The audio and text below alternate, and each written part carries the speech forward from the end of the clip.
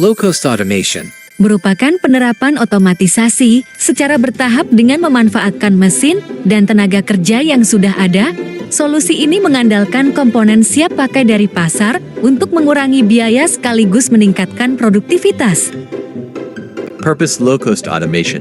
Untuk membebaskan manusia dari tugas-tugas rutin sehingga ia dapat menjalankan fungsinya yang tepat dalam membuat keputusan. Avenues of low-cost automation. Solenoid valves, electrical actuators, solid-state switches, pneumatic actuators, hydraulic actuators. Kelebihan low-cost automation, kualitas yang lebih baik atau peningkatan prediktabilitas kualitas, peningkatan produktivitas, peningkatan konsistensi produk, pengurangan biaya dan pengeluaran tenaga kerja manusia secara langsung, pengurangan waktu tunggu produksi, dan respons cepat terhadap kebutuhan konsumen. Karakuri adalah konsep teknologi sederhana dari Jepang yang telah mengubah cara produksi dan operasi di berbagai industri manufaktur. Meskipun sederhana dalam desainnya, teknologi ini memiliki potensi besar untuk mengurangi pemborosan, meningkatkan efisiensi, dan mengoptimalkan alur kerja tanpa memerlukan penggunaan teknologi canggih atau mahal.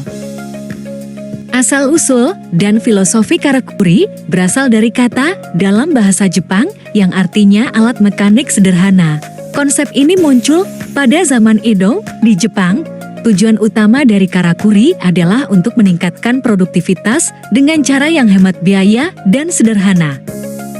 Manfaat karakuri dalam manufaktur. 1. Pengurangan pemborosan. Dengan menggunakan alat sederhana ini, perusahaan dapat mengurangi waktu tunggu, pergerakan yang tidak perlu, dan inventaris berlebih yang semuanya merupakan sumber pemborosan dalam lean manufacturing. 2. Meningkatkan efisiensi operasional.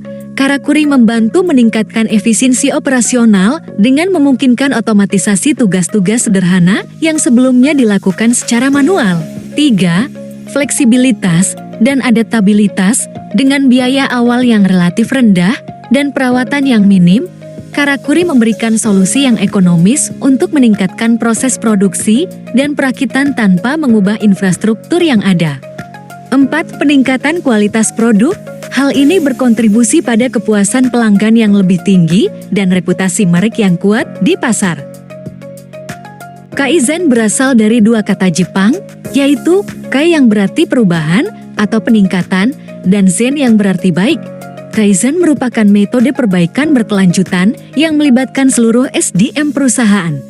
Tujuannya adalah untuk meningkatkan bisnis, produk, layanan, dan individu-individu di dalamnya dengan menerapkan perubahan kecil secara konsisten. Pilar Kaizen 5S. Pilar-pilar 5S Kaizen adalah sekumpulan prinsip yang dirancang untuk meningkatkan efisiensi, keamanan, dan keteraturan di tempat kerja. Pilar pertama adalah seri. Pilar ini mengacu pada penghapusan barang-barang yang tidak perlu dari tempat kerja, termasuk peralatan, bahan, atau persediaan yang tidak terpakai atau tidak diperlukan. Pilar kedua adalah seiton, yang berarti mengorganisir barang-barang, proses, atau layanan dengan cara yang logis dan efisien. Pilar ketiga adalah seiso, yang menekankan pada pembersihan ruang kerja secara teratur. Prinsip ini mendorong terciptanya lingkungan kerja yang aman dan nyaman. Pilar 5S selanjutnya adalah seikatsu atau standardis.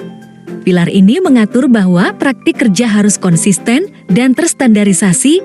Standar ini mencakup aturan dan panduan yang jelas tentang cara membersihkan, mengatur, dan memelihara tempat kerja. Pilar kelima Shitsuke ini berfokus pada penanaman budaya perbaikan berkelanjutan di tempat kerja. Semua perbaikan yang telah dilakukan harus dipertahankan dan ditingkatkan secara konsisten. Mengapa harus menerapkan prinsip-prinsip Kaizen 5S? Meningkatkan efisiensi. Dengan menerapkan prinsip-prinsip Kaizen 5S, perusahaan dapat mengurangi waktu yang dihabiskan untuk mencari informasi, alat, atau data yang diperlukan. Meningkatkan produktivitas. Dengan menciptakan lingkungan kerja yang terorganisir dan bersih, karyawan dapat bekerja dengan lebih baik dan fokus.